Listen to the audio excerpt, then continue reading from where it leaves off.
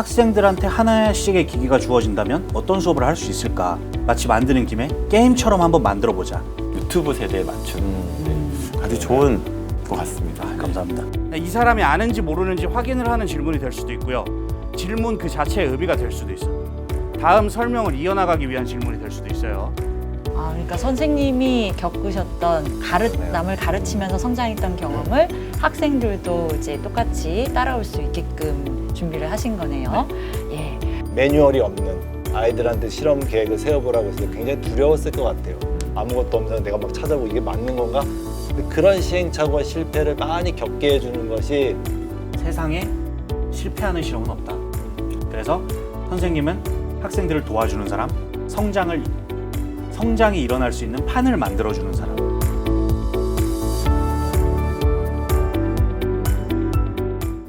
안녕하세요. 2022년 중등 미래형 교수학습 실천 동영상 수업이 수업에게 시즌4 광수중학교의 김요서 선생님의 게임처럼 빠져드는 온라인 콘텐츠 수업을 가지고 오늘 한번 이야기 나눠보도록 하겠습니다.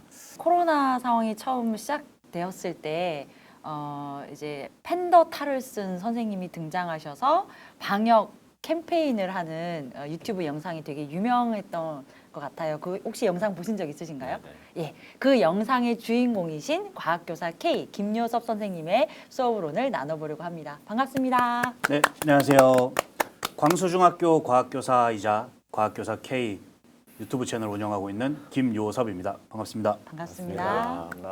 자, 그리고 오늘 패널로 모신 선생님도 굉장히 유명하신 분이라 들었어요. 우리나라에서 가장 큰 과학교사 커뮤니티를 운영하고 계시는 아마 아시는 분들 다 아실 텐데. 네, 안녕하세요. 저는 김효섭 선생님 광팬 운암고등학교 생물교사 김영학입니다. 반갑습니다. 반갑습니다. 네. 아까 말씀하신 그 재밌는 과학 수업 만들기 운영하고 있습니다. 네. 되게 어렵게 모신 분이라서 오늘 그 미래형 수업에 대해서 미래형 교육의 어떤 가능성 같은 거 많이 서로 이야기 나누고 좋은 시간 될 것 같습니다. 자, 그러면 저희가 수업을 6차시에 걸친 수업이라 들었는데 일단은 수업을 좀 쪼개서 보기 전에 요섭쌤이 직접 그 게임처럼 빠져드는 온라인 콘텐츠 수업 6차시 수업 그러니까 어떤 패턴화가 되어 있는 것 같아요. 거기에 대해서 한번 단계별로 좀 키워드 중심으로 간단하게 소개해 주실까요? 예, 먼저 수업을 기획한 의도 먼저 말씀드리자면은 이제 1인 1기기 환경이 좀 보편화돼 가고 있고 이미 보급이 이루어지고 있는데 그 상황에서 학생들한테 하나씩의 기기가 주어진다면 어떤 수업을 할 수 있을까? 그런 온라인 콘텐츠 기반 수업을 한번 구상을 해봤고요. 그리고 또 이제 그거를 마치 만드는 김에 게임처럼 한번 만들어보자. 한 편의 게임 시나리오처럼 한 단원의 수업을 만들어보자 해서 나온 게 이번 수업의 의도였습니다. 그래서 수업이 총 6차시긴 하지만 5단계로 이루어지는데요. 이제 첫 번째 개념 형성을 하고 그다음에 형성한 개념을 확장하는 개념 확장 단계가 있고요. 그다음에 그걸 바탕으로 이제 자기가 스스로 갖게 된 개념을 바탕으로 게임을 하는 협동 방탈출 단계, 그리고 함께 했던 과정을 서로 평가하는 동료 평가 단계, 마지막으로 이제 과학의 꽃 실험 실습 단계가 있습니다. 자, 아마 그 화면에도 이제 그 단계가 좀 잘 요약이 될 것 같은데요. 그 온라인 콘텐츠를 활용해서 게임 시나리오와 같이 게임적인 요소가 또 뒤에서 들어있는 걸로 알고 있어요. 굉장히 데이터 분석과 관련지어서 엄청난 게 있다고 하는데 기대하시고 보셔도 될 것 같습니다. 자, 그러면 첫 번째 클립부터 저희가 나눔해 볼 텐데요. 첫 번째 클립에 대해서 간단하게 설명해 주실까요? 네, 먼저 첫 번째 클립은 제가 만들어서 유튜브에 올린 영상들을 학생들이 시청을 하게 됩니다. 근데 이제 4개의 그 하나의 대단원을 4개의 소주제로 나눠서 4개의 영상을 올렸는데요. 학생들이 그 4개를 이렇게 4명이 모둠이라고 할 때 한 사람씩 영상 하나를 맡아서 전문가가 되어가는 과정입니다. 네, 그래서 영상 하나를 보면서 자기가 활동지를 작성하는 모습, 그리고 누가 어떤 영상을 맡아서 전문가가 될지 그런 역할을 분담하는 모습 아마 영상에서 보실 수 있을 것 같습니다. 네. 그러면 그 전문가, 그러니까 직수 모형에서의 어떤 한 분야에 대한 전문가 집단의 양성이라고 보시면 될 것 같네요. 맞죠? 네, 맞습니다. 네. 그럼 영상을 한번 보시고 이어서 질문 드리고 이야기 나누도록 하겠습니다. 영상 한번 보시죠. 네, 여러분 수업 시작하겠습니다. 이번에 자극과 반응 생명과학 단원 진도 나갑니다. 영상 만들어 왔으니까 일단은 뭐 모둠 짜고 역할 정하기 전에 영상 처음부터 끝까지 한번 쭉 봐주세요.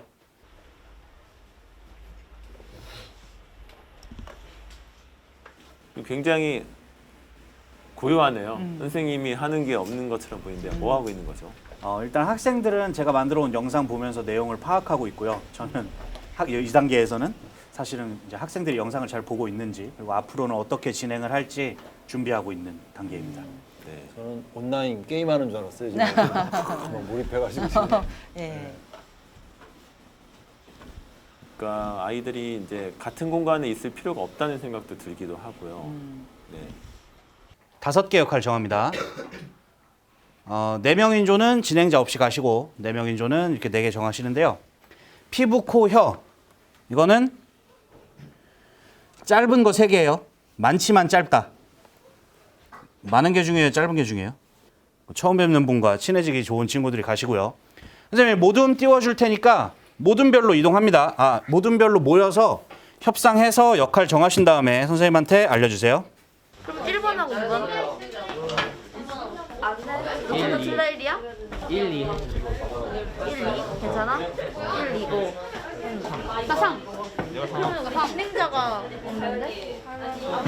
진행자도 있어, 우리? 진행자 있어. 진행자 있어요. 내 진행자 해? 그래. 자, 3번 가위바위보. 가위바위보 하지 말고. 근데 쌤 가위바위보 돼요? 지은이 3번이야 4번 중에 뭐래? 4번, 4번. 4번 역할 맡은 사람 앞으로 나오세요. 신경은 도로라고 생각해. 도로. 뭐가 이동하냐면 신경을 타고 신호가 이동합니다. 하나의 뉴런 안에서는 가지돌기에서 축삭돌기 쪽으로 자극이 이동해요. 다음 넘어갈 때는 축삭돌기에서 가지돌기로 자극이 이동해요. 그냥 말장난이야. 이렇게 표현해야 돼요. 그다음에 뉴런의 종류도 3개가 있는데 그거는 여러분이 영상 보고 충분히 할 수 있어요.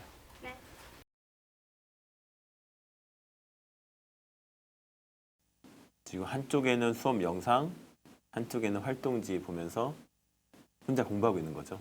네, 맞습니다. 네, 지금 학생들이 교실에서 선생님께서 미리 찍어놓은 영상을 각자 선택한 주제에 맞춰서 보고 있는 장면 같은데 맞나요? 네, 맞습니다. 선생님께서 미리 그 핵심 개념을 영상으로 미리 만들어 놓으시려면 사실 사전에 선생님의 어떤 노고, 시간이 많이 들 것 같은데 그럼에도 불구하고 이걸 했을 때 어떤 장점이 있을까요, 선생님? 네, 일단은 영상을 만들게 되면은요. 그런 얘기들이 있었잖아요. 예전에 학생들이 너무 유튜브에 빠져 있다. 그러면은 저는 그런 생각을 했었어요. 학생들이 거기에 그렇게 빠져 있으면 내 수업을 거기다 풀어버리자. 그럼 학생들이 내 수업에도 빠지겠지라는 그런 생각을 해서 먼저 만들었는데요. 심지어 만들고 나서 효과를 느꼈었던 거는 이렇게 수업 시간에 천장만 보고 있는 학생들이 있어요. 그 학생들한테도 앞에 영상을 틀어주면 영상을 보고요. 영상을 볼 때 옆에 이렇게 활동지를 갖다 주면은 그 활동지를 쓰는 거예요. 그 모습이 너무 제가 좋아가지고 영상을 만들었고 또 다른 장점이 있다면은 제가 생물학적 한계를 극복할 수 있다. 뭐냐면 저도 사람이기 때문에 컨디션이 좋을 때가 있고 안 좋을 때가 있지만 어쨌든 영상이란 거는 사실 제가 담고 싶은 모든 콘텐츠 그리고 보여주고 싶은 모든 자료들을 다 담아놓은 제가 보여줄 수 있는 최고의 수업이기 때문에 학생들이 그걸 보면서 좀 학습을 할 수 있다는 게 보편적인 학습 경험을 제공할 수 있다. 그런 장점이 있을 것 같습니다. 그러니까 품질을 일관되게 유지한다는 뜻 같으시네요. 그 품질을. 네. 학생들 입장에서는 이제 자기가 잘 이해하지 못했던 부분은 언제든지 돌려가게 해가면서 반복적으로 볼 수 있다는 장점도 있을 것 같습니다. 네. 예. 학생들이 또 그 주제를 선택하고 역할을 배분하는 장면에서 가위바위보는 하지 말라고 하신 것 같은데 어떤 이유가 있을까요? 아까 영상에서 보시면은 이제 뭐 1번 역할은 뭐 내용은 많지만 사실 깊이가 얕다. 그리고 어떤 거는 내용은 적지만 깊이가 깊고 어떤 내용은 뭐 완전히 새로운 내용이다 이러면서 그 내용들이 가진 특성들을 얘기를 해줘요. 그래서 스스로 내가 어떤 부분을 학습할 때 좀 좋았는지 생각을 해보고 내용들을 선택해봐라. 단 협상을 통해서. 왜냐면 저는 이제 협동학습을 모델이니까 협동학습 안에서 그 협상 단계부터가 수업이라고 생각을 하거든요. 그래서 그거를 좀 의도적으로 넣어놨던 장면입니다. 그럼 이미 그 학습 요소를 선택하는 단계에서도 개별화 수업의 전략이 사용됐다고 볼 수 있을까요? 우리 김영환 선생님 어떻게 보셨어요? 그 부분도 저는 의미 있는 지점이라고 생각을 했어요. 그래서 그냥 뭐 보통 아이들이 제일 편한 방법이 가위바위보잖아요. 근데 그랬을 때는 아이들이 수준 차이와 상관없이 그냥 무작위로 선택이 되는 건데요. 요 점의 매력적인 거는 선생님이 사전에 조금 가이드를 함으로써 내 수준에 맞는 걸 좀 골라볼까 하는 주도성 이런 것들이 보여서 저는 학습자 중심으로 갈 수 있는 첫 걸음이 아닌가 생각을 합니다. 네. 그리고 또 이 영상을 이제 혹시 김영 선생님도 한번 보셨죠? 네, 네. 아주 재밌게 봤습니다. 네, 어떻게 어떤 영상의 활용이라든가 이런 가능성에 대해 어떤 의견이 있을까요? 그러게 뭐 김효수 선생님 말씀대로 요즘이 유튜브 세대잖아요. 아이들이 뭐 판서를 하거나 이런 거에는 별로 집중 안 하지만 영상을 봤을 때는 눈이 반짝반짝해지는 그런 또 컨텐츠적인 전략을 쓰셨던 점이 돋보였고 또 뭐 진행자 선생님께 말씀하신 것처럼 교사의 강의식 수업을 했을 때는 일회성으로 끝날 수 있고 선생님 또 설명해 주세요, 또 설명해 주세요 하는 거에 대해서 한계가 있는 거죠. 근데 내가 원할 때, 원하는 시간에 언제든지 계속 반복해서 볼 수 있어 학습 효과가 높았다는 점들이 참 좋았어요. 그래서 저희 아이도 중학생인데 어느 날 시험 앞두고 영상을 보고 있더라고요. 그래서 알면서 기특하다 근데 딱 봤더니 과학교사 K 영상을 보는 거예요. 그래서 너 이거 왜 보냐 그랬더니 이거 개념 정리하기 너무 좋다는 거예요. 선생님 말씀도 막 이렇게 늘어지거나 이런 게 아니라 박진감 있게 툭툭 하면서 맞습니다. 진짜 유튜버처럼 하시는데 어떤 분인지 몰랐던 거예요. 그래서 아빠가 좀 아는 분이야. 그래서 그랬더니 그래요? 사인이라도 좀 받아줄까? 그랬는데 그런 부분에서 학생들의 눈높이에 맞게끔 그렇죠. 잘 동기부여가 아주 인기 네. 짱입니다. 중학생들한테. 그러니까 이런 영상을 통해서 이제 뭐 요섭 선생님이 말씀하신 생물학적 한계도 극복하고 민영 선생님이 말씀하신 물리학적 한계, 그러니까 시공간도 다 네. 극복할 수 있다. 거기다가 학생들이 이제 자기의 어떤 요구에 따라서 개별화 수업을 녹여낼 수 있는 어떤 요소이다. 유튜브 세대에 맞춘 네. 아주 좋은 것 같습니다. 네. 감사합니다. 자, 그러면 두 번째 클립으로 가볼 텐데요. 두 번째 클립은 이제 개념 확장이라고 돼 있는데 어떤 활동인가요, 요섭 쌤? 학생들이 사실 원래 직소 모형에서는 저렇게 역할을 해서 전문가가 되는 과정에서도 협동이 일어나야 되는데 그 협동 과정은 사실 제가 생략을 했어요. 대신에 이제 서로 들어가서 자기가 전문가가 된 지식을 나누는 과정에서 듣는 청취자가 단순히 청취자가 되는 게 아니라 그거를 평가할 수 있으려면은 이 사람이 어떤 내용을 말할 때 그 내용이 맞는 말인지 틀린 말인지를 알아야 될 것 같은 거예요. 그래서 그거를 넣기 위해서 자기가 4개의 영상 중에 하나에 대해서 전문가가 됐다면 나머지 내용들도 다 알아가는 과정. 그래서 개념이 하나에서 4개로 확장되는 그 개념 확장 단계고요.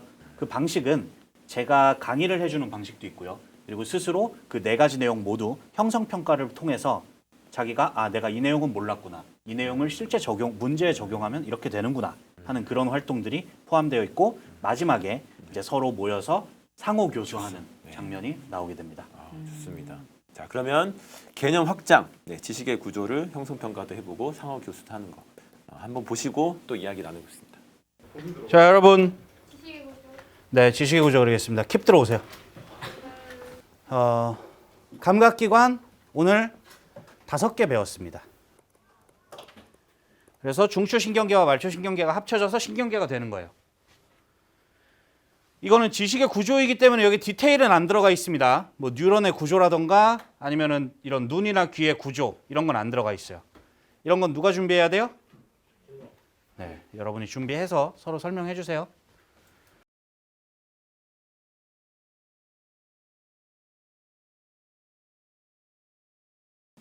자, 이게 학생 화면이죠.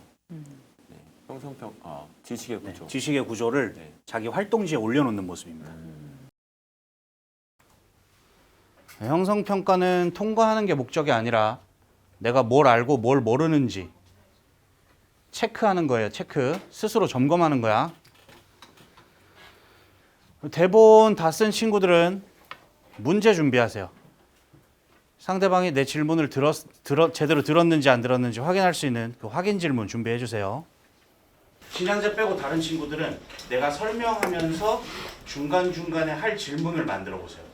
그렇지. 방금 제가 답을 알아야 되잖아요. 이런 말 했죠. 그게 아니야. 이 사람이 아는지 모르는지 확인을 하는 질문이 될 수도 있고요. 질문 그 자체의 의미가 될 수도 있어.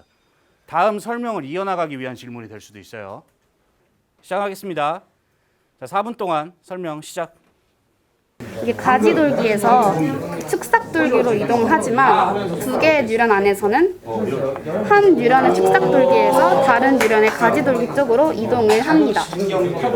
이 세 개 빼고는 다 내용이 다 맞고 다 들어갔기 때문에 잘하셨습니다. 시각 신경이 지나가는 길은 세포가 없어요. 그래서 그 부분을 맹점이라고 해주고요. 무슨 세포가 없어요? 시각세포. 이렇게 하면 이게 망망인 것 같아요. 아, 죄송해요. 저렇게 신경이 모이죠. 이렇게 가닥들이 모이는 지점이 맹점이에요. 저기는 신경만 있고 시각세포가 없어요. 감각세포가 없어서 빛을 못 느껴. 그럼 황반 어디에요? 찍어보세요.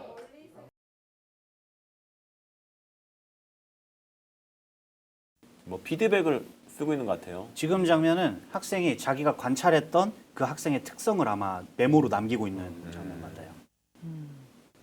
일단 기록이 누적이 되고 있군요. 네. 선생님의 개념 영상을 보고 대본을 작성하는 과정에서 선생님이 한 번 더 개념을 알려주시는데 그리고 그 이후에 한 번 더 전체 개념을 다시 알려주세요. 그때 말씀하셨던 내용을 제가 대본 없이 친구들에게 알려주었을 때 아, 내가 이걸 학습했구나 라고 느끼게 되는 것 같아요.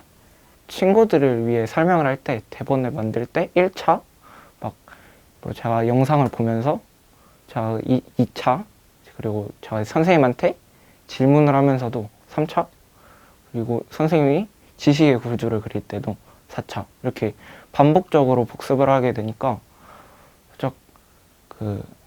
제가 알아서 깨닫는 부분도 있고 선생님이 제가 더 알고 싶은 부분은 질문을 하니까 그 바른 답을 얘기해 주셔서 그게 더 개념 이해가 확실하게 된 것 같습니다. 네, 잘 봤습니다. 네. 네.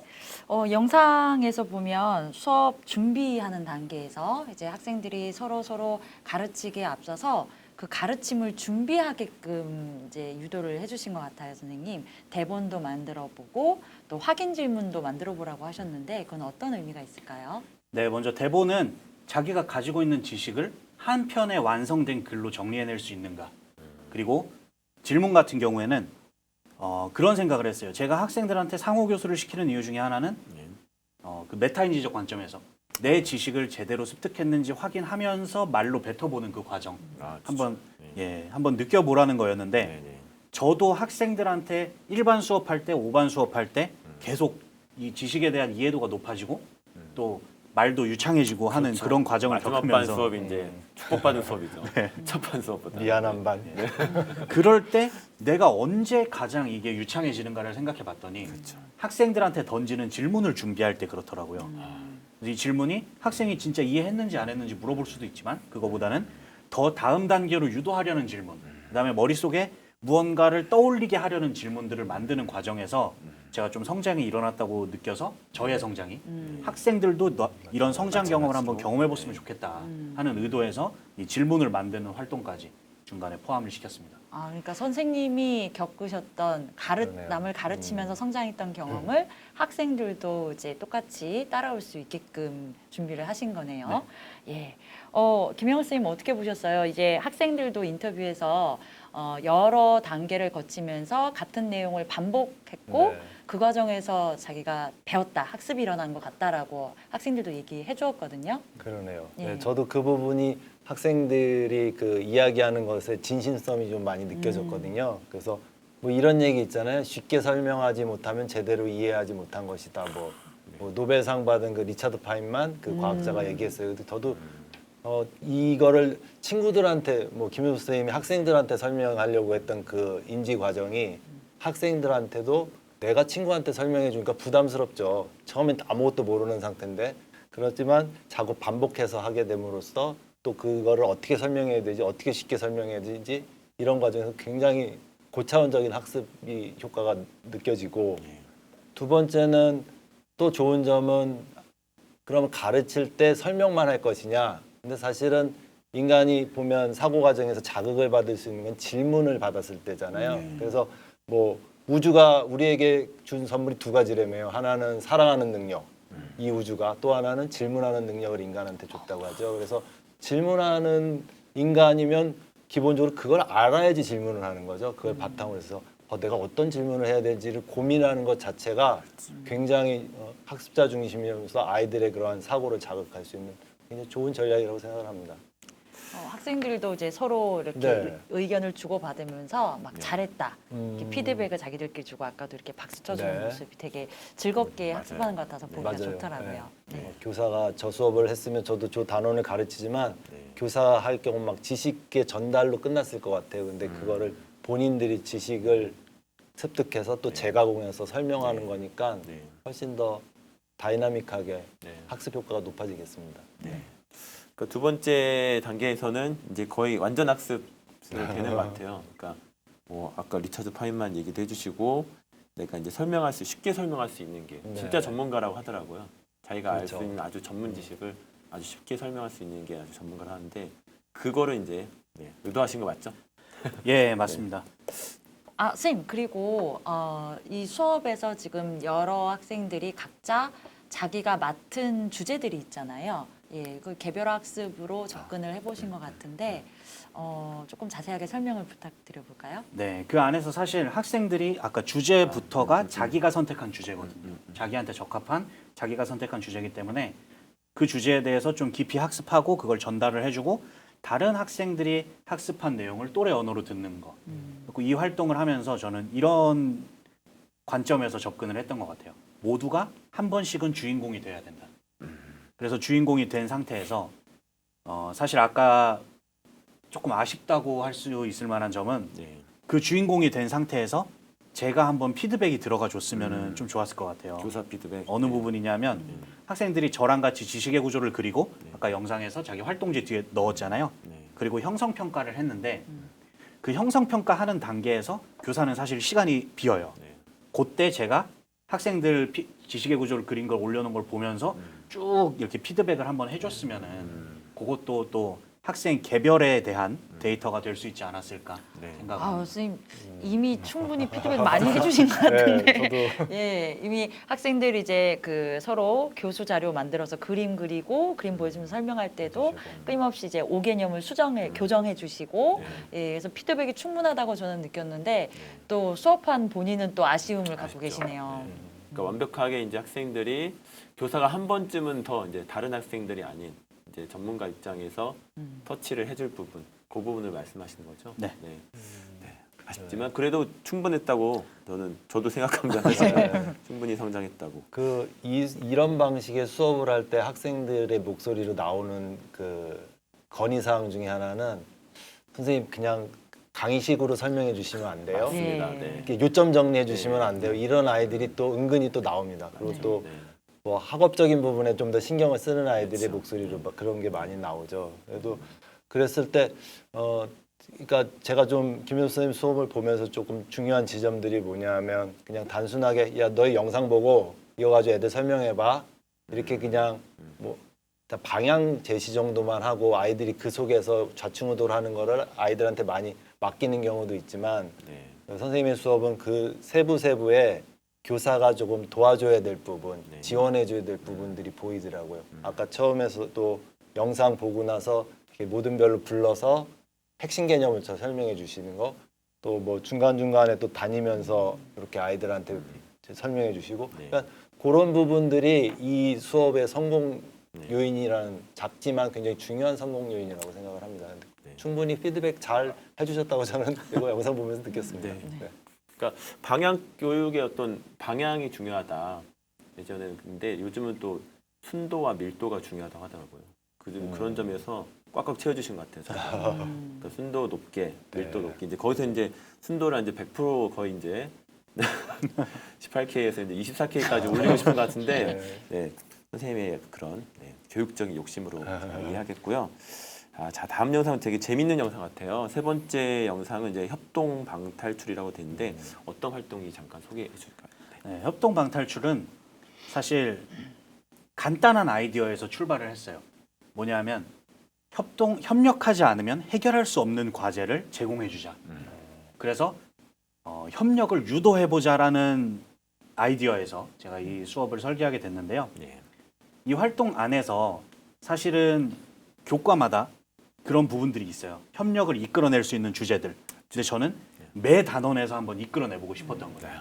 그러면 제한적인 어떤 하나의 세계관을 구축해서 그 안에서 협력을 유도해보자.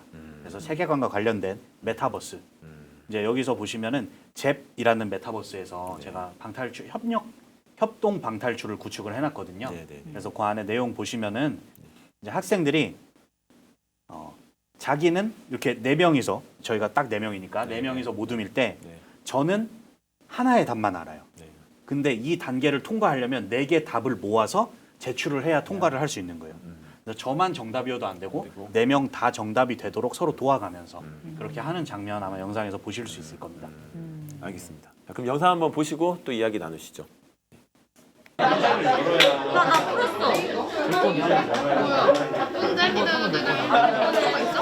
문제 열었어? 이건 너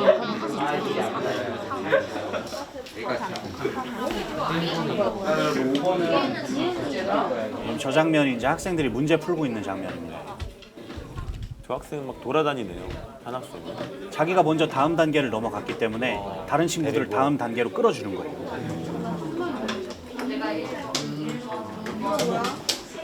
진짜 게임이네. 네. 이제 마지막 단계 통과하고 있는데 마지막 단계는 객관식 문제가 아니라 단답형 문제 4개의 글자를 조합해야 됩니다. 그러니까 이상한 글자가 되는 거죠. 예측할 수 없는. 네. 네.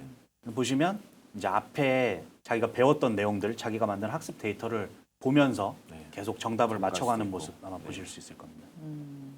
앞에서 배웠던 자료들을 확인하는 과정. 그러니까 일종의 오픈북 시험이 되겠네요. 네.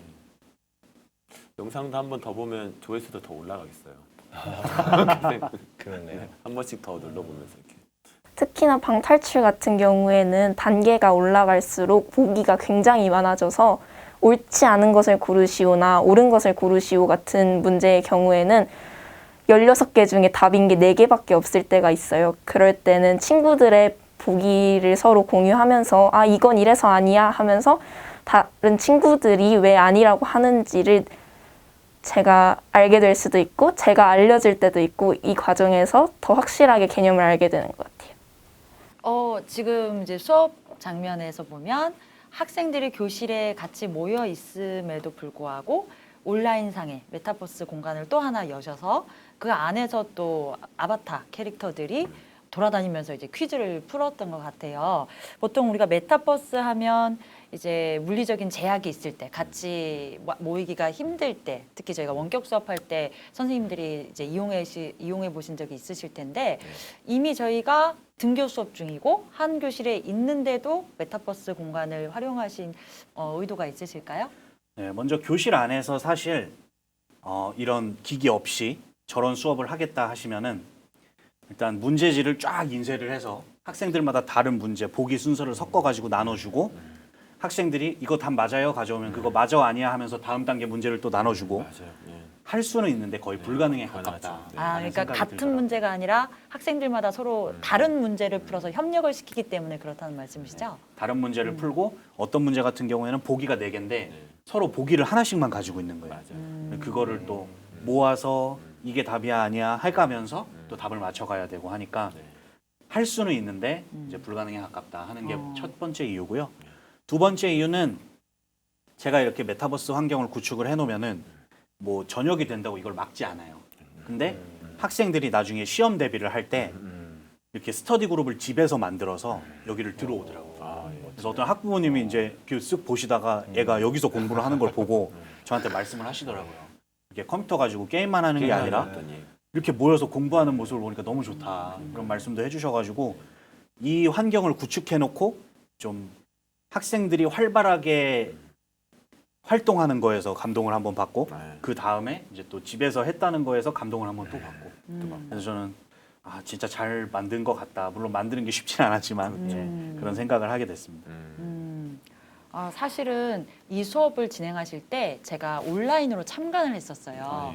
저 메타버스 제 네. 그 방 안에 저의 아바타도 저기서 돌아다니고 있었거든요. 근데 이제 문제를 풀 때 이제 뒤로 갈수록 점점 어려워져서 제가 나중에는 이제 막 번호를 찍게 되더라고요. 1111, 네. 1211 이렇게 단계를 넘어가 보려고 그렇게 했던 것 같아요. 혹시 학생들도 그렇게 단계만 넘어가려고 하는 경우가 있지 않았어요? 협업 안 하고 혼자서. 그래서 이게 제가 만든 또 게임 요소 중에 하나다. 제 수업이 하나의 게임처럼 된다는 그 요소 중에 하나가 이런 요소입니다. 사실 아까 학생이 인터뷰할 때 얘기했지만 마지막 가면은 16지 선다예요. 그래서 찍어서는 넘어갈 수가 없기 때문에 그 앞에서 한 번 정도는 학생들이 찍어서 넘어가는 그런 통하겠지. 쾌감을 한번 느껴보는 것도 또 재미 요소가 되고 아니면 어떤 학생 같은 경우에는 이제 내가 문제 풀 때는 우리 조에 도움을 못 주지만 내가 찍는 거 하나는 정말 도움 줄 수 있다. 그러면서 계속 이것만 누르고 있는 그런 자기도 하나의 뭔가 역할을 귀여운. 그런 그냥 귀여운 수준의 그런 일탈이라고 생각합니다. 네. 그러니까 그마저도 의도하신 거고. 저희가 퀴즐렛이랑 좀 비슷한 것 같더라고요. 퀴즐렛도 아이들이 그 협업하는 배틀이 있어요. 그러면 조별로 그 정답인 것이 만약에 저희가 같은 조면은 어느 학생한테 정답이 숨어 있는지 몰라요. 그래서 문제가 딱 등장했을 때 요 중에서 하나가 정답을 찍어야 그 다음 단계로 가거든요. 근데 거기서 한 명만 틀리면 다시 처음으로 가요. 되돌아가는. 네. 그것도 이렇게 이용하기 힘들면은 그런 거랑 되게 비슷한 것 같아요. 네 명이서 같이 보기를 공유하는 거. 네. 아주 좋은 의도인 것 같습니다. 예. 김영우 선생님께서는 어떻게 보셨어요? 지금 학생들이 일종의 형성평가처럼 퀴즈를 푸는데 사실은 형성평가라고 보기에는 앞에 자료도 다 볼 수 있고 옆에 친구랑 대화도 할 수 있고 그래서 전통적인 시험과는 좀 다른 모습이잖아요. 네. 예, 이 장면은 어떻게 저희가 봐야 될까요? 그러네요. 저희가 평가라고 하면 점수를 매겨서 등수를 매기기 위한 것들이 전통적인 평가라고 하면 이건 학습을 돕는 평가죠. 그러니까 거꾸로 내가 모를 때 이렇게 칸막이가 돼서 나만 고민할 게 아니라 옆에 동료가 나의 또 선생님이 될 수 있고 또 내가 아는 것도 옆에 친구한테 하니까 이게 동료 의식. 그래서 저는 처음에 선생님 말씀하신 큰 타이틀 협력할 수 없으면 탈출할 수 없다. 이게 너무 많이 마음에 와닿네요. 이렇게 막 교실에 이렇게 붙여놓고 싶어요. 협력할 수 없으면 탈출할 수 없다. 예, 그러니까 우리 학교 문화, 우리 수업 문화가 협력을 유도하고 있는가 경쟁만 너무 막 이렇게 치열하게 가지 정말 아는 것들을 서로 공유하고 으쌰으쌰해서 함께 그 목적지에 도달할 수 있게끔 하는 그 이상적인 그런 모습이 게임 같지만 그 내에는 선생님이 많은 고민을 하셨겠다. 교육적 요소들을 담으셨겠다는 그런 부분들이 너무 멋지게 봤습니다. 박수를 좀 쳐드려야 될 것 같아요. 너무 재밌었어요. 네, 아우, 네. 아이들 너무 좋아할 것 같아요. 이렇게 한다면. 네. 막 교육적 명언이 막 쏟아져 네, 나오는 되게 부러운데 다 근데 참고로 제가 한 말은 아닙니다. 어디 APC에 훌륭하신 분들이 하셨겠죠. 네, 막 학습을 돕는 평가, 뭐 동료 의식 이런 그 단어들 굉장히 좋은 것 같아요. 협력해서 그러니까 처음에는 공유했지만 조용했지만 어떤 협력하기 위한 하려면 어쨌든 그런 역량을 쌓아야 아이들이 협력할 수 있다고 이게 패턴화돼 있다고 들었어요. 그래서 아이들도 초반에 개별 학습이지만 내가 나중에 기여를 하려면 배우고 있어야 돼라는 목적 의식도 될 것 같아요. 이 게임 자체가 그런 것에서도 저의 수업하고도 조금 비슷하다는 생각도 들었어요. 아, 그래요? 협력 수업, 네, 되게 협력. 훌륭한 수업을 또 하고. 네, 아니 저는 이제 같이 가자 혼자 못하니까 이런 거거든요. 좋습니다. 자, 그러면 이제 네 번째 영상으로 저희가 한번 가보려고 합니다. 어떤 단계인지 선생님 잠깐 설명해 주시겠어요? 네, 이제 저 동료 평가 문항이 이제 두 종류가 있습니다. 첫 번째는 점수 평가, 두 번째는 관찰한 내용을 이렇게 서술하는 평가가 있어요. 그래서 영상 바로 보시면서 말씀드리도록 하겠습니다. 자, 모둠 해체하고 동료 평가하러 갑니다. 부정적인 단어 자체를 쓰지 마. 진짜 칭찬만 하는 거예요. 보시면 이제 학생이 정량적 평가 다 5점을 줬네요. 예, 저렇게 평가를 하고요. 그다음에 칭찬이라고 하죠. 칭찬을 쓰기 위해서 관찰해 놓은 내용이에요. 저게 관찰 내용을 쓰고 저거를 이제 칭찬 내용으로 바꾸는 거죠. 그러니까 앞에서 다른 친구들이 했던 활동을 관찰해 두었다가 그 누적한 내용들을 모아서 평가를 하는 모습이네요.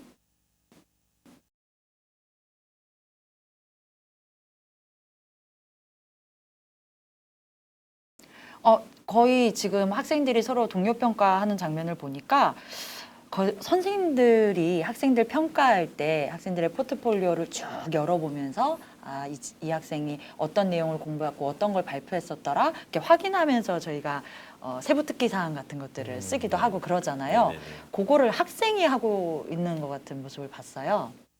네, 맞습니다. 사실은 모둠 활동을 시켜놓으면은 제가 모둠에 참여하지 않는 이상 그 학생에 대한 어떤 내용을 말했는지 그런 거를 사실은 전부 관찰하기가 거의 불가능에 가깝잖아요. 그래서 그거를 가장 잘 관찰했을 만한 동료들이 한번 평가를 해봐라라고 한 거고 저 안에 이제 꼭 긍정적인 단어만 써라, 칭찬을 해라 했던 이유는 중학생들이 칭찬하기 어려워하거든요. 그리고 칭찬을 해라 그랬는데 이 친구는 방해하지 않았습니다. 그럼 방해라는 단어 자체가 부정적이다. 그래서 그런 단어도 쓰지 말아라 하면서 진짜 칭찬하는 방법 그리고 칭찬을 하려면 관찰을 해야 됩니다. 경청을 해야 돼요. 그래서 경청을 유도하는 도구가 될 수도 있고 칭찬을 하는 방법을 알려주는 도구가 될 수도 있고 그렇습니다. 마지막에는 자기가 받았던 평가 내용을 쭉 보게 해요. 마음에 안 드는 내용 있으면 얘기해라. 그리고 그거 쓴 친구는 이제 개인적으로 사과를 하게 하죠. 그 몇 번 했더니 이제 절대 부정적인 내용이 들어가지 않는 그런 단계까지 왔습니다. 이 동료 평가의 과정에서 구글 설문지 같은 이런 에듀테크 도구를 사용을 하셨는데 그 특별한 이유가 있을까요? 처음에는 제가 이거 시작했을 때는 글로 쓰게 했어요. 그래서 글로 쓰게 한 거를 오려가지고 붙여서 모아서 나눠줬는데 이게 저한테는 안 남는 거예요. 구글 설문으로 하자. 그러면 데이터로 남고 제가 잘 소팅만 하면 줄 수도 있고 학기 말에. 근데 어느 순간에 이거 꼭 학기 말에 줘야 되나? 바로바로 보여줄 수 있지 않나? 하는 생각으로 이제 여기 보조자료 보시면은 지금 보시는 화면이 이 학생 개인별로 만들어지는 피드백 창입니다. 그래서 저는 이걸 게임 용어를 써가지고 상태창이라고 부르는데요. 엄청나네요. 학생 하나하나마다 상태창이 있는 거예요. 게임에서는 상태창에 뭐가 나오냐? 당신은 지금 능력치가 어떻고 어떤 스킬을 이렇게 배우고 있다. HP 뭐 이렇게 되는 것들. 그래서 게임에서 사실 학생들한테 빠져들게 만드는 요소 중에 하나가 즉각적인 피드백이거든요. 그렇죠. 뭔가 하나 행동을 했을 때 너는 이거 지금 몇 % 달성했어? 지금 이거 얼만큼 하고 있어? 잘했어. 그리고 실수를 했으면 너 요렇게 하면 더 잘할 수 있어라는 피드백을 바로바로 제공을 해주거든요. 그래서 그거를 제 수업 안에 녹여서 학생들한테 제공을 해주면은 학생들이 그 게임에 빠져드는 것처럼 제 수업에도 빠져들지 않을까 하는 생각으로 만들어봤는데 이게 실시간으로 반영되다 보니까요. 동료평가 점수를 이제 동료평가 하자마자 점수가 막 0.01점 단위로 계속 바뀌니까 그거 보고 있는 학생도 있고 그다음에 이제 스릴 넘치겠네. 수행평가 점수 자기 몇 점이에요? 자기 몇 점이에요? 맨날 물어보잖아요 학생들이. 그게 아니라 상태창 들어가 봐 하면은 제가 채점의 낸 내용이 딱 떠 있어요. 왜 감점됐는지도 옆에 써져 있습니다. 이게 막 글자 수까지 들어있네요. 네. 칭찬 글자 수 1114자. 그래서 이게 사실 칭찬 많이 하는 게 또 중요하다라고 계속 얘기를 하거든요. 그래서 성적 높은 거는 스스로에게 좋은 거지만 칭찬을 많이 하면 그 사람은 세상을 아름답게 만들 수 있는 사람이다. 그래서 제가 학기 말에 칭찬 가장 많이 한 친구 몇 명에게는 개인적으로 선물을 좀 주고 있습니다. 저는 봤을 때 지금 말씀하신 것처럼 우리가 왜 학습 아이들을 가르치고 저기 수업을 하는가 했을 때 그 과정을 통해서 드러나는 부분들을 피드백해주고 그걸 통해서 애들이 성장하는 거를 그런 과정으로 가는 거가 목적인데 실제로 뭐 다인수학급에서 학생들한테 개별적으로 피드백 준다는 게 참 이상적이고 현실은 또 그렇지 못하죠. 그래서 그런 부분에서 오늘 보여주신 게 피드백의 신세계를 경험하는 것 같다. 이렇게 하고 또 동료들끼리 하는 것도 좋은 게 아이들이 가장 예민한 시기죠. 네. 또래 집단에 아주 예민한 청소년기인데 아, 네. 교사의 한마디도 아이한테 영향을 줄 수 있지만 네. 그 동료들이 그 친구한테 한마디 한마디가 아마 굉장히 영향력이 클 거예요. 네. 근데 또 좋은 거는 부족한 부분보다는 좀 잘 된 걸 자꾸 이렇게 보여주는 긍정적인 부분을 친구한테 함으로써 그 친구의 좀 정서적인 부분도 굉장히 좀 밝아지고 네. 긍정적인 영향을 줄 수 있을 거라는 점이 많이 기대가 되고 그런 부분들이 아주 돋보였습니다. 아, 예. 그래서 이 부분에서는 이제 그 피드백이 어떤 또래 집단의 영향, 네. 그리고 피드백이 어떤 학생의 성장을 돕는 역할, 플러스 학생들의 어떤 인성, 네. 칭찬하는 어떤 정서적인 부분까지 만져주는 여러 의도가 담긴 단계인데요. 돈을 주고서라도 사고 싶네요. 저런 아. 프로그램이 있으면. 뭐 판매를 하나요? 이거 지금 하시는 거? 네, 배워보고 저도 할 수 싶다고. 있을까요, 이거? 이게 네. 사실은 1인 1 기기가 딱 들어왔을 때 기기를 활용해서 수업하면 좋은 점이 학생들이 기기에서 하는 활동들은 전부 데이터가 되는 거예요. 다 기록으로 남으니까. 근데 사실 기기 활용 수업은 저보다 더 선생님들이 다양하고 네. 많이 잘하실 수 있을 걸로 알고 있거든요. 그러면 그 선생님들이 활동하신 데이터들을 모았다. 그 모았던 걸 누가 분석하냐? 지금은 개인이 하지 않습니까? 교사 개인이. 근데 저는 저 분석하는 툴을 만드는데 뭐 아이디어 구상부터 해가지고 툴 만들어내는 데까지 그냥 방학 하나를 전부 쓴 것 같아요. 됐을 것 같아요.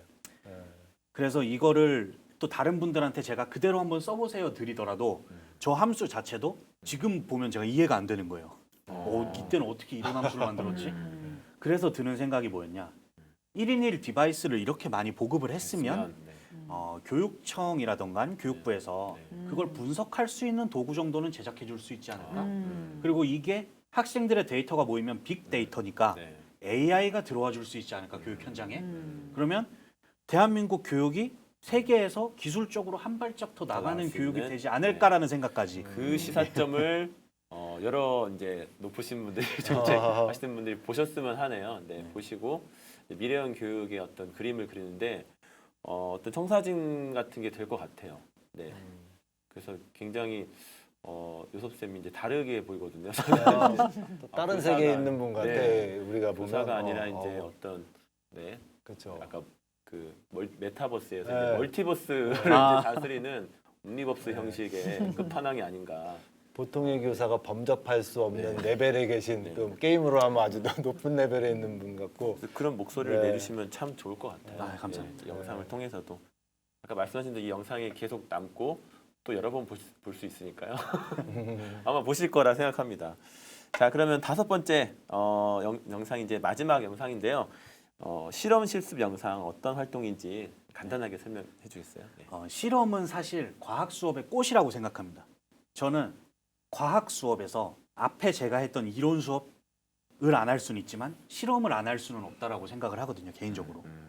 그래서 이 실험 실습을 통해서 뭘 이번 수업을 통해서 알게 해줄까를 생각했는데 사실 이번 수업 내용이 조금 지식적으로 그리고 새로운 용어 습득적으로 좀 강조가 되는 단원일 수도 있어요. 그래서 지식을 습득했으면 그걸 한번 활용을 해보자. 활용을 하는데 제가 만들어 놓은 매뉴얼대로 진행하는 수업이 아니라 저는 그걸 볼 수 있는 재료만 줄 테니까 학생들이 한번 실험을 만들어 봐라 라고 해서 이제 5개 모둠으로 만들고 하나씩 모둠마다 재료를 주고 그 재료로 실험을 만들도록 했거든요. 그래서 실험을 실제로 만들고 어떻게 실험했는지는 영상에서 보실 수 있을 것 같습니다. 같이 보시죠. 네. 내가 사전 안내해 준 거에서 한 단계 더 심화해서 어떤 개념을 알려줄 수 있을까? 그러면 여기서 조금 적극적으로 참여하신 분들은 도약 질문에 대한 답이 자기가 배우고 느낀 게 되겠죠. 적극적으로 참여하지 못한 학생들이 있을 수도 있어.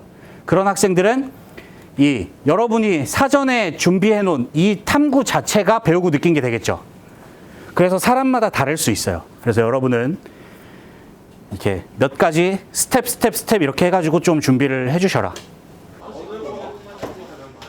좀 가렸지만 눈동자는 움직일 수 있죠. 이거랑 권하지. 우리 이렇게 아니에요, 여기 쳐다보는 느낌. 때렸을 때. 저번에 뉴런 설명했을 때 그거였잖아요. 성은이 거지르면 성은이가 손을 빼고 이렇게 해서 이제 그러면 놓는다. 이렇게. 아 시각 스포에 자극이 안 갔으니까 얘가 연합 누련이 운동 누련으로 전달 못하는 거예요? 아니면 청각? 그러니까 봐봐. 시각으로 들어갔으면 시각신경 통해서 뇌로 갔다가 손으로 가죠. 네. 청각은? 청각신경에서 뇌로 갔다가 손으로 가죠. 선생님이 뭐 줬어요? 이제 코 딱 떼봐. 그러면 향이 확 날 거야. 무슨 맛이야? 딸기가 그지? 이거 왜 이런지를 느끼게 해줘야겠죠? 그러면 후각도 중요한 거 아니에요? 그래. 실험 줬었어. 봐봐. 음식의 풍미를 느끼기 위해서는 뭐가 있어야 된다 그랬는지 기억해 보시고. 큰 소리. 다시 눈 감아. 큰 소리. 빠. 오 신기하다.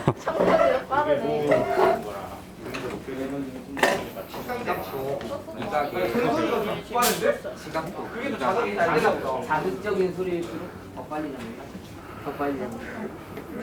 반응 빨리 반응한다. 시각 신경이 자극되는 게 더 느린 거다. 팁. 여기서 팁. 자극. 여러분이 결론을 낼 필요는 없다. 여러분, 남아서 설명해 주는 사람은 그 화면 띄워놓으시고요. 내가 가서 설명 들을 사람들은 뒤에 그 설문 올려놨지, 선생님이. 그거 켜놓고 학번 이름 입력하고 출발합시다. 학번 이름까지 입력해 주세요. 뉴런 실험인데 시각 청각에 대한 실험이야. 그래서 처음에 우리가 눈을 감은 상태에서 다시 한 번 더 이렇게. 그리고 코를 막아. 아! 이렇게 느리면 안 돼. 아니 좀 천천히 해, 좀 천천히. 저희가 실험할 거예요. 야! 제일 높은 거. 31. 32. 이쪽에도. 나 반은 뭐야? 4분의 1. 선생님. 도약 질문은 그럼 언제 줘야 돼요? 지금 저 안에 시간 안에. 그러면 시각신경과 청각신경이 둘 다 지금 시각신경이 먼저 빨리 반응을 했잖아요. 그럼 과연 왜 시각신경이 더 빨리 반응을 했을지 한번 이유를 생각해 보시죠. 홍채에 관해 실험을 할 건데요. 우선 기본 개념부터 설명을 드리자면 어두운 곳에서는 빛이 많이 필요하기 때문에 홍채가 작아지면서 동공이 커지고 밝은 곳에서는 빛이 조금 필요하기 때문에 홍채가 커지면서 동공이 작아진단 말이에요. 그래서 저희가 이제 이거를 직접 보도록 하겠습니다. 프레쉬로 눈 쪽을 비쳤을 때 동공의 크기 변화를 잘 관찰하셔야 합니다. 가까이 오세요. 서서. 그리고 이제 도약 질문을 할게요. 진행할게요. 후각을 차단했을 때 느낄 수 있는 감각들은 어떤 것들이 있고 이로 인해서 무엇을 알 수 있을까요? 네. 후각을 차단했을 때 네. 느낄 수 있는 감각들은 어떤 것들이 있고 이로 인해서 무엇을 알 수 있을까요? 단맛을 느껴지는데 네. 그것만 음식에 약간 향은 안 느껴지고.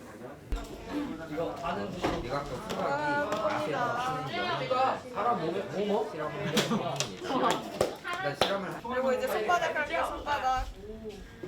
오지 마. 오지 마. 하나, 둘, 셋. 네 개. 또 4개. 하나, 둘, 셋. 아야, 2개. 손가락.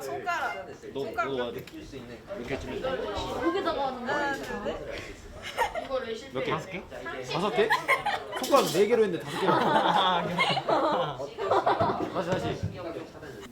저희 실험은 뉴런이라는 주제 안에서 시각신경이랑 청각신경 중 어떤 것이 자극되었을 때 더 빨리 반응을 하는지 알아보는 실험이었어요. 그래서 첫 번째는 눈을 감고 음성 신호를 주었을 때 자를 잡는 것이었고, 두 번째는 아무 신호 없이 내려오는 자를 잡는 거였는데, 그 실험을 통해서 감각 신경이 자극이 되었을 때 감각 뉴런이 연합 뉴런으로 반응을 전달하고, 이 연합 뉴런은 운동 뉴런으로 명령을 전달한다는 것을 확실하게 알게 되는 실험이었어요.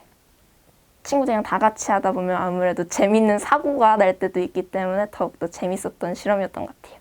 재밌는 사고 하나만 얘기해 봐주세요. 멀쩡히 내려오는 자를 보고도 다 떨구는 친구들이 있기도 했고, 야! 소리를 내는데도 못 들어서 못 잡는 친구가 있기도 했고, 그런 짜잘한 사고가 되게 재밌었던 것 같아요. 당연히 있었는데 막 친구들이 시험을 다 끝나고 뭐 쓰기 시작했었잖아요. 그거를 그때 도약 질문을 했었는데 뭐 친구들이 그 질문을 곰곰이 생각해 보면서 그 답변을 저희한테 재차 확인해 보면서 그때 좀 확실히 전달됐다. 그리고 저도 확실히 전달됐다는 걸 확인할 수 있는 기회가 됐던 것 같아요. 실험 장면인데요. 학생들이 아주 즐겁게 실험에 참여하는 모습을 봤는데 실험을 처음에 어떻게 진행해라 매뉴얼을 주시지 않고 처음에 실험 재료만 던져주고 아이들이 막 이게 뭐에 쓰는 물건인지 막 관찰하면서 실험 자체를 디자인하는 모습을 본 것 같습니다. 김영업 선생님, 이 과학 수업에서 실험을 이렇게 학생들이 처음부터 만들어낸다는 게 쉬운 일은 아니죠. 네, 그럼요. 그리고 뭐 지금 수업에나 이런 의도가 있으셨을 텐데 저한테 또 먼저 이렇게 말씀을 드려서 제가 혹시 외람된 말씀을 드리는 건 아닌가 생각이 들어서 좀 조심스럽긴 합니다. 근데 과학의 본성은 뭔가를 얘기했을 때 과학의 본성은 두 가지라고 얘기해요. 하나는 과학 지식이 그 안에 들어있고요. 또 하나는 과학 탐구가 들어있습니다. 근데 저희가 그동안 쭉 해왔던 방식들은 지식을 참 많이 가르쳤던 것 같아요.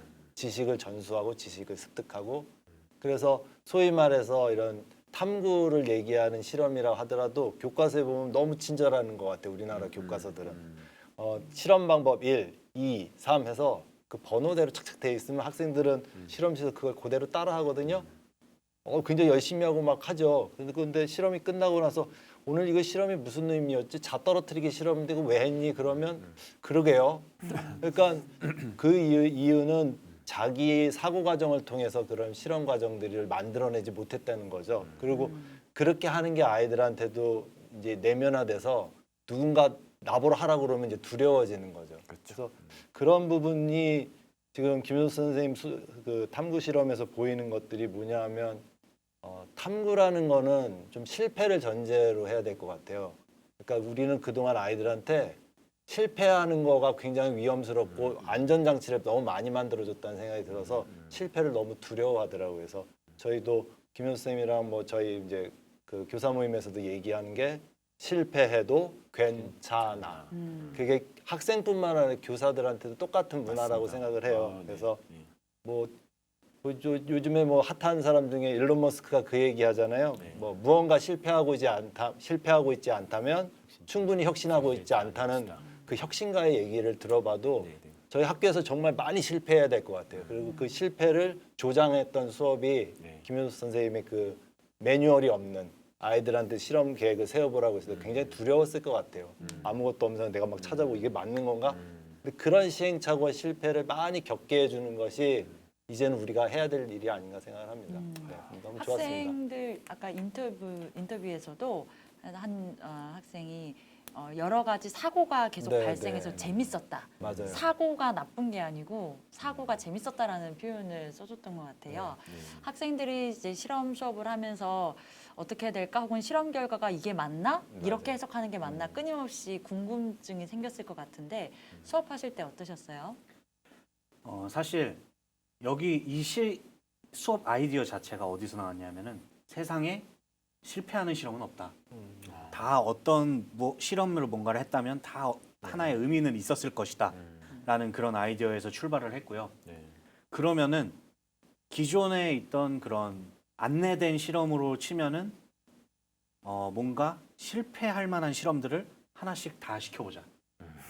그래서 이번에는 사실은 아까 자 떨어뜨리는 거, 뭐 홍채 보는 거 이런 게 각자 가지고 있는 의미가 교과서에서는 굉장히 간단한 의미일 수도 있지만 거기서 제가 이 장치 중에 하나가 도약 질문이라는 장치였습니다. 그래서 뭐냐 하면은 내가 실험 부스를 운영하고 있을 때 이 친구들이 왔으면 어떤 실험을 간단한 걸 했으면 그 실험이 의미가 있을 수도 있고 없을 수도 있지만 그리고 성공했을 수도 있고 실패했을 수도 있지만 그걸 바탕으로 이 친구들한테 뭔가 하나 질문을 던져보자.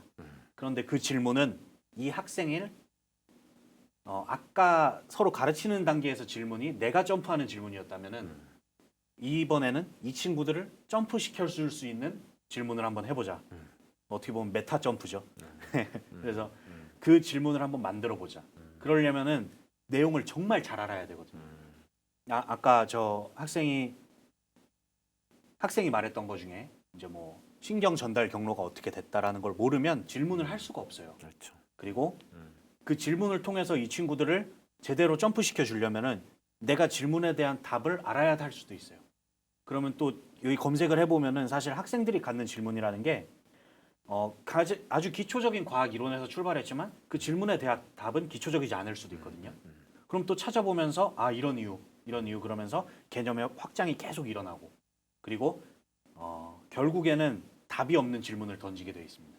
그러면서 또 답이 없는 질문을 던지는 것 자체가 그거는 사실 과학에 관심 없는 사람은 그런 질문 또 못 던지거든요.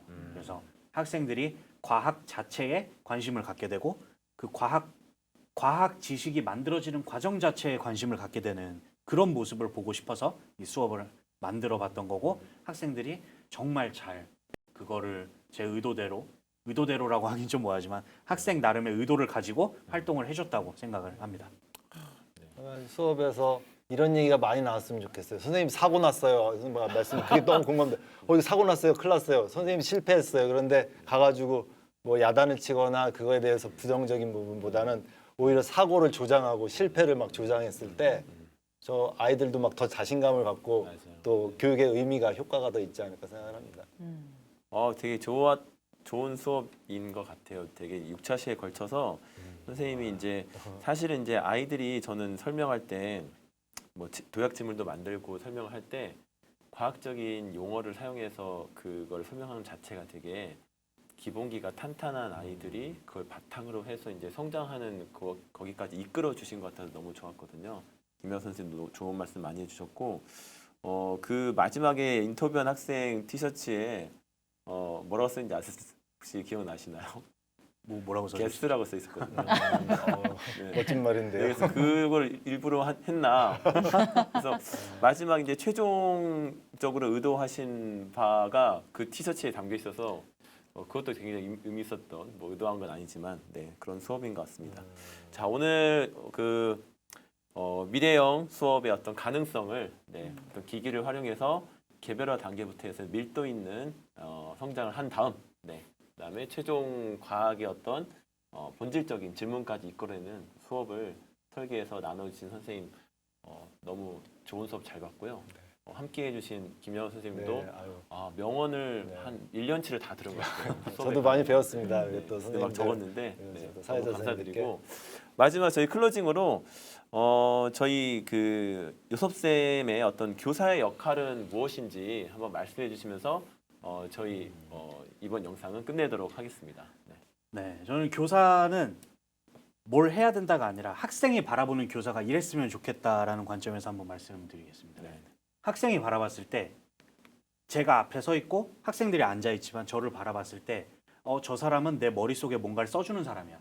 내 머릿속에 지식을 넣어주는 사람이야가 아니라 저 사람은 나를 도와주는 사람이야. 저 사람은 내가 활동할 수 있게 판을 깔아주는 사람이야 라는 이미지가 들었으면 좋겠어요. 그래서 선생님은 학생들을 도와주는 사람, 성장이 일어날 수 있는 판을 만들어주는 사람. 그래서 언제나 그 학생 옆에서 좀 도와줄 수 있는 존재가 되었으면 좋겠다라는 생각을 가지고 있습니다. 네. 자, 그러면 오늘 2022년 중등 미래형 교사학습 실천 동영상 수업이 수업에게 시즌 4 김효섭 선생님의 그 게임처럼 빠져드는 온라인 수업 여기서 마치도록 하겠습니다. 수고하셨습니다. 감사합니다.